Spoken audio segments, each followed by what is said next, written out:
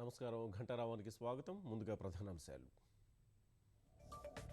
హైదరాబాద్లో భవనం కూలిన ఘటనలో ఒకరు మృతి, ఇద్దరిని కాపాడిన సిబ్బంది, కొనసాగుతున్న సహాయ చర్యలు.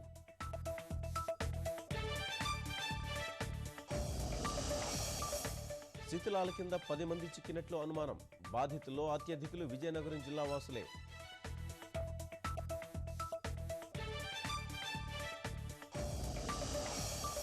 కాసేపట్లో జైట్లీతో సీఎం భేటీ, నగదు రహితంపై చర్చకు అవకాశం.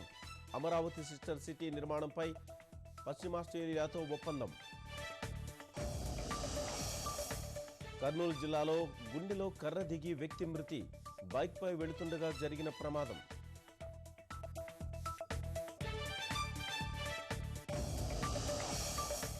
కోస్తాంధ్ర తీరం వైపు దూసుకొస్తున్న వార్ధా తుపాను, అప్రమత్తమైన ప్రభుత్వం, కంట్రోల్ రూమ్ ఏర్పాటు.